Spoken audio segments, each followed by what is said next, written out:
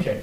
Good morning. My name is Zachary Fitzgerald. I am a sophomore at Cair Paravel Latin School. I will be performing Patrick Henry's Give Me Liberty or Give Me Death. Please enjoy. Mr. President, no man thinks more highly than I do of the patriotism as well as abilities of the very worthy gentleman who just addressed the House. But different men often see the same subject in different lights. Therefore, I hope it will not be thought disrespectful to those gentlemen if, entertaining as I do opinions of a character very opposite to theirs, I shall speak forth my sentiments freely and without reserve. This is no time for ceremony. The questions before the House is one of awful moment to this country. For my own part, I consider it as nothing less than a question of freedom or slavery, and in proportion to the magnitude of the subject ought to be the freedom of the debate.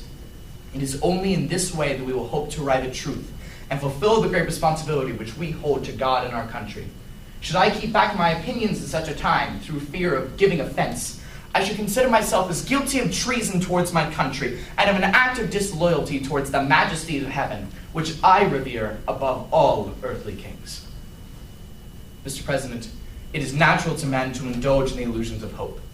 We are apt to shut our eyes against a painful truth and listen to the song of that siren till she transforms us into beasts. Is this the part of wise men, engaged in a great and arduous struggle for liberty? Are we disposed to be the number of those who, having eyes, see not, and having ears, hear not the things which so nearly concern their temporal salvation?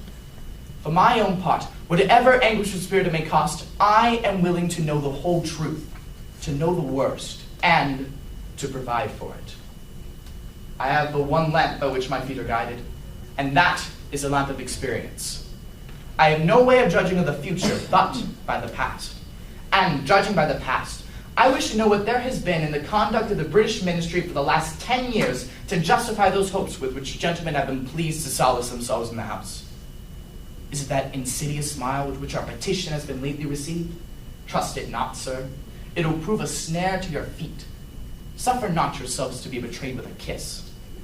Ask yourself how this gracious reception of our petition comports with the warlike preparations which cover our waters and darken our land. Are fleets and armies necessary to a work of love and reconciliation? Have we shown ourselves so unwilling to be reconciled that forces must be called in to win back our love? Let us not deceive ourselves, sir. These are the implements of war and subjugation, the last arguments to which kings resort. I ask, gentlemen, sir, what means this martial array if its purpose be not to force us to submission? Can gentlemen assign any other possible motive for it? Has Great Britain any enemy in this court of the world to call for all this accumulation of armies and navies? No, sir, she has none. They are meant for us. They can be meant for no other. They are sent over to bind and rivet upon us those chains which the British ministry have been so long forging. And what have we to oppose them? Shall we try argument? Sir, we've been trying that for the last 10 years. Have we anything new to offer upon the subject? Nothing. We've held the subject up in every light of which it is capable, but it has been all in vain. Shall we resort to entreaty and humble supplication? What terms shall we find which have not already been exhausted? Let us not, I beseech you, sir, deceive ourselves. Sir, we have done everything that could be done to avert the storm which is now coming on. We have petitioned, we have remonstrated, we have supplicated, we have prostrated ourselves before the throne, and have implored its interposition to arrest the tyrannical hands of ministry and parliament. Our petitions have been slighted. Our remonstrances have produced additional violence and insult. Our supplications have been disregarded, and we have been spurned with contempt from the foot of the throne. In vain after these things may we indulge the fond hope of peace and reconciliation. There is no longer any room for hope. If we wish to be free, if we mean to preserve and violate those inestimable privileges for which we have been so long contending, if we mean not basely to abandon the noble struggles in which we have been so long engaged, and which we have pledged never to abandon until the glorious object of our contest shall be obtained, we must fight. I repeat it, sir, we must fight. An appeal to arms and to the God of hosts is all that is left us. They tell us, sir, that we are weak, unable to cope with so formidable an adversary, but when shall we be stronger?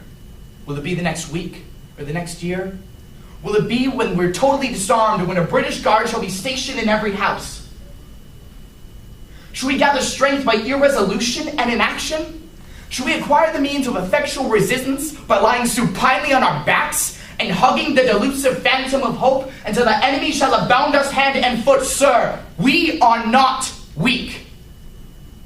If we make a proper use of the means which the God of nature hath placed in our power, the millions of people armed in the holy cause of liberty, and in such a country as that which we possess, are invincible by any force which the enemy can send against us. Besides, sir, we shall not fight our battles alone. There is a just God who presides over the destinies of nations, and who will raise up friends to fight our battles for us. The battle, sir, is not to the strong alone. It is to the vigilant, the active, the brave. Besides, sir, we have no election. If we were base enough to desire it, it is now too late to retire from the contest. Our chains are forged. Their clanking may be heard on the plains of Boston. The war is inevitable, and let it come. I repeat it, sir, let it come. An appeal to arms and to the God of hosts is all that is left us. It is in vain, sir, to extenuate the matter. Gentlemen may cry, peace, peace, but there is no peace. The war has actually begun. The next gale that sweeps for the north will bring to our ears the clash of resounding arms. Our brethren are already in the field. Why stand we here idle? What is it that gentlemen wish? What would they have? Is life so dear, or peace so sweet, as to be purchased at the price of chains and slavery? Forbid it, Almighty God! I know not what course others may take, but as for me, give me liberty, or give me death. Thank you very much.